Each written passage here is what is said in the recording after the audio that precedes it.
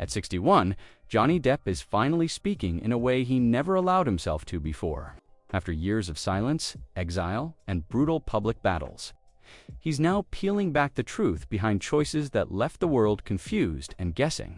The man who spent decades under Hollywood's spotlight now admits the life people imagined for him was never the life he was actually living at all. What he's sharing today cuts deep, exposing scars fame never fixed and confirming what millions quietly suspected about why he disappeared. This isn't a cry for sympathy or a pity play.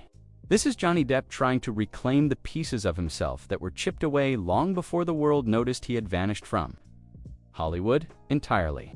In 2023, Johnny Depp made a move that shocked everyone who had followed his life for decades. Without a farewell interview, without a red carpet goodbye, and without a single public explanation, he packed up his Los Angeles home and quietly relocated to Somerset, England. One moment he was a Hollywood constant, the next moment he was gone, leaving behind an industry that once revolved around him. Fans hunted for sightings. Reporters waited for statements. Nothing came for nearly a full year. There wasn't one confirmed photo of him at an event, an airport, or a studio. The man who used to be everywhere had turned invisible. And this wasn't some dramatic stunt, it was survival, plain and simple. Depp later explained in a rare local interview that he wasn't trying to disappear, he was trying to heal. "I'm not trying to be seen anymore. I'm trying to find peace," he said. A short line that exploded across social media within hours and said more than any polished press conference ever could. Behind those words stood a man worn down by years of accusations, betrayals, studio shutouts, and crushing personal losses. The silence he searched for in Somerset wasn't running away from the world. It was the first real step toward taking back parts of himself Hollywood had drained dry. Life in Somerset wasn't flashy or glamorous. He lived on an estate stretching over 800,000 square meters. But his days stayed low-key. He woke before sunrise, took slow walks, and read outside, reconnecting with simple moments he hadn't felt in decades. People close to him said he barely spoke during the first months, not from bitterness, but pure exhaustion. This was a man who spent half his life being watched, judged, praised, and torn apart all at once. The quiet countryside became the first place where he could finally breathe again. And even in that isolation, something unexpected started to grow. Johnny Depp wasn't fading away. He was rebuilding, piece by piece. And the first sign of that comeback didn't show up on a movie set or a red carpet. It appeared on canvas, not on camera, as he began painting his pain and turning silence into something real. The Art of Johnny Depp tells a story he never spoke out loud. While the world kept asking if Johnny Depp had retired for good, he was quietly pouring everything he couldn't say into canvas after canvas. Painting had always hovered in the background of his life, but after 2022, it transformed into something deeper, something heavier. It became therapy, a survival tool, and a way to process years of emotional damage he had carried in silence. In Somerset, far away from Hollywood noise and constant judgment, he began creating work that was raw, surreal, and painfully intimate. These pieces reflected a fractured man who had walked straight through betrayal, public humiliation, and the collapse of an identity he spent over 40 years building. This wasn't decorative art, this was exposure. When his collection titled A Bunch of Stuff debuted in New York in 2024, it didn't just attract attention, it shocked people. Longtime collectors expected bold pop art portraits or familiar celebrity imagery, but instead, they were hit with dreamlike broken visuals filled with empty space, muted colors, and distant faces. These weren't paintings begging for applause. They were paintings made by someone stitching himself back together, piece by piece.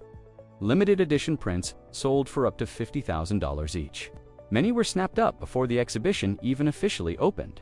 Within months, sales blasted past $5 million, proving that even outside Hollywood, Johnny Depp's voice still carried weight, just spoken in a different language now. Critics immediately noticed the emotional gravity behind the work. Some called it visual silence. Others described it as the mourning of a man still alive, still breathing. But for Depp, it was never about praise or interpretation. He once told a close friend that painting let him say things he couldn't put into interviews. Thoughts about heartbreak, betrayal, and the crushing feeling of being misunderstood. His quiet life in Somerset gave him the space to express grief without interruption. without cameras, and without anyone twisting his words.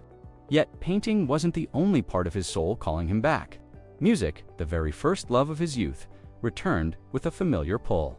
When he picked up a guitar again, something shifted inside him, like another door to healing had cracked open. Music had been Johnny Depp's original escape long before fame, long before films, and long before tabloids turned his life into a public battleground. So when he drifted away from Hollywood, it made sense that he drifted back to the one thing that always felt honest. Reuniting with Alice Cooper and Joe Perry, Depp stepped back onto the stage with Hollywood vampires. But this time, it wasn't about hype, adrenaline, or reputation. This time, Johnny Depp was playing music just to breathe again. Their European tour became a quiet but powerful turning point on stage. Johnny Depp no longer moved with the wild, chaotic energy people remembered from his Jack Sparrow days. Instead, he stood grounded, playing guitar with calm focus, like every note was keeping him steady. Crowds at festivals like Germany's Wacken, Open Air, and venues across France felt the shift instantly. This wasn't a man trying to entertain anymore. This was a man using music to heal himself in real time. When the band played David Bowie's Heroes, Depp's voice carried a softness fans had never heard before. It didn't sound like a tribute or a performance. It sounded like survival, raw and unfiltered. Behind the scenes, bandmates noticed the change too. Depp was quieter, more reflective, often sitting alone with his guitar long after rehearsals ended. The chaos that once followed him everywhere was gone. He no longer drank, no longer chased the nightlife that used to define his image. Since late 2022, Depp had chosen sobriety, not through rehab headlines or public announcements, but through a private decision to take control of his body and his mind. The change was visible. He had lost weight. His eyes looked clearer, and the tension that once sat heavy on his face had softened. Locals in Somerset regularly spotted him walking before dawn, stopping by the small library he supported, or reading quietly in his garden. These simple routines grounded him, letting music become something gentle again. Not a performance, not a show, but a form of meditation. During a private sound check, Depp told a friend, "I don't have anything left to shout about. Stillness is louder." And for the first time in years, his life finally reflected those words. But even as he rebuilt himself through art and music, the past didn't magically disappear. The trials, the accusations, and the public fallout still lived inside him. Facing them meant reopening the darkest chapter of his life. Facing the past meant confronting the Amber Heard trial and everything that followed. No period left a deeper mark on Johnny Depp than the years spent locked in a brutal legal and emotional battle.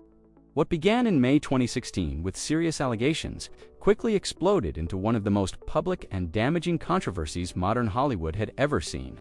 At first, Depp stayed silent, believing the truth would eventually speak for itself. Instead, that silence worked against him. Studios cut ties before evidence was fully examined. Disney removed him from Pirates of the Caribbean. Warner Brothers asked him to step away from Fantastic Beasts. Headlines across the world painted him as guilty long before a courtroom ever heard his side. By 2018, the damage deepened when a newspaper published an article labeling him a wife-beater.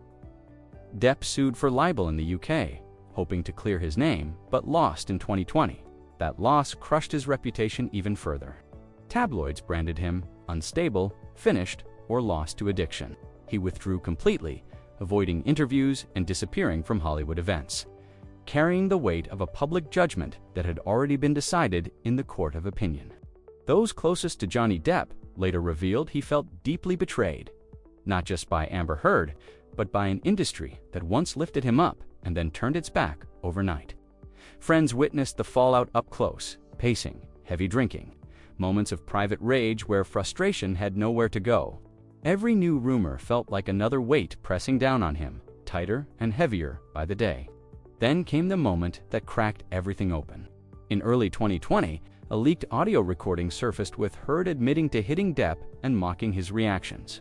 That recording spread fast. Almost overnight, the public narrative flipped, and millions began questioning the story they had accepted without hesitation.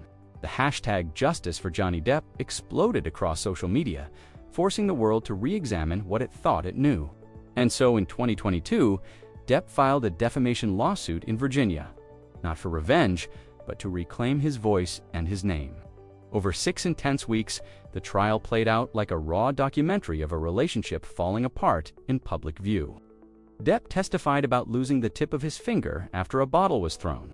He described years of emotional pressure and isolation. More than 30 witnesses took the stand, with several describing moments where Heard acted aggressively. When the jury ruled in Depp's favor, the verdict felt massive, but it wasn't healing. It didn't restore him. It only shut a door that had stayed open far too long. After the trial, Depp disappeared again, isolating himself for nearly 2 months and barely speaking to anyone. In a private letter, he wrote, "I didn't fight to win. I fought to survive." That line said everything. The legal victory cleared his name, but the emotional damage ran much deeper than any courtroom could reach. Still, even after losing so much, something quiet began to shift. A slow change pulled him back toward life, not as a redeemed celebrity, but as a man rebuilding himself piece by piece. A quiet rebirth began in Somerset, shaping who he became after the trial ended in 2022. Something inside Johnny Depp fundamentally changed. The shouting, the sleepless nights, the constant fear of being misunderstood, he stopped carrying those battles with him. Instead, he stepped into a life defined by stillness, a kind of peace he hadn't known since childhood. Somerset became the refuge he never knew he needed. Locals spoke about a man who moved gently, kindly, almost unnoticed. They often saw him walking at sunrise, reading alone in his garden, or quietly donating books to the village library. For the first time in decades, Johnny Depp was simply living, not performing for anyone. Physically, he changed too. He grew leaner, not from Hollywood pressure, but because he had started taking care of himself again. A local doctor who monitored his routine checkups confirmed that Depp's liver had improved. His heart was stable, and there were no signs of returning to old habits. He had remained sober since late 2022, not through headlines or formal rehab, but through a private promise he made to himself. People who met him in Somerset described a calm energy around him, a steady presence that felt unfamiliar compared to the chaos that once followed him everywhere. That emotional shift became impossible to ignore during an art event in France when a reporter gently asked about Amber Heard.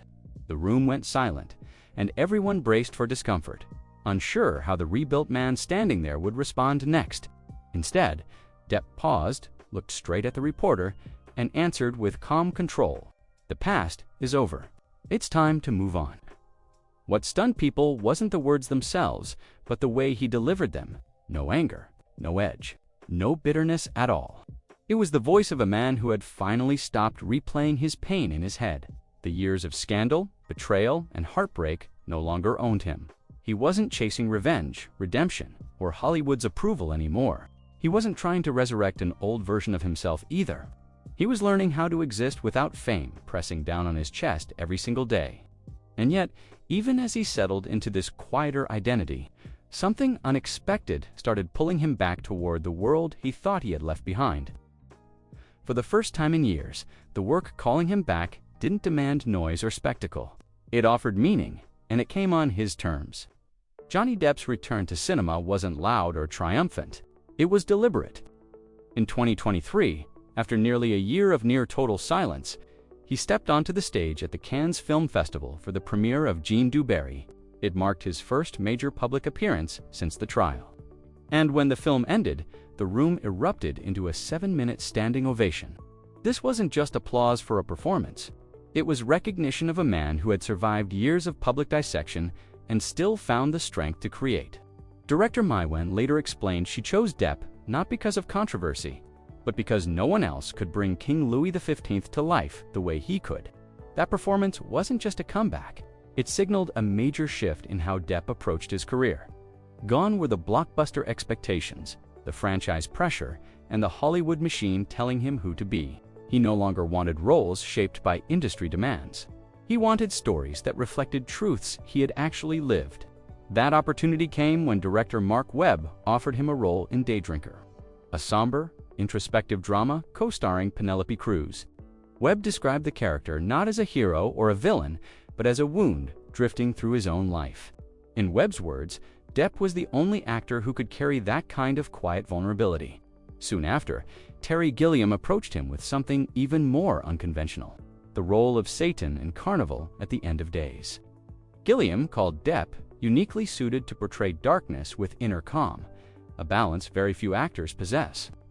Depp didn't rush to accept anything. He didn't chase the sudden attention or bask in renewed interest. Instead, he stayed grounded, reminding those around him that he no longer needed Hollywood at all. If he returned, it would be for the art, not the applause. What defines this chapter isn't just the work, but the way he approaches it. There's no desperation to reclaim status, no hunger for validation. He chooses slowly, carefully, on his own terms.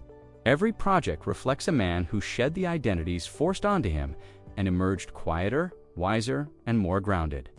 Where his path leads next remains uncertain, even to him. But for the first time, that uncertainty feels like freedom. Johnny Depp isn't chasing a career anymore. He's living a life. Johnny Depp's journey has been filled with loss, reinvention, and a quiet strength few expected at 61. He isn't trying to reclaim old glory. He's finally choosing a life that belongs to him. And now that he's revealed truths the world long suspected, one question remains. Do you think Johnny Depp should ever fully return to Hollywood, or should he keep the peaceful life he's built for himself?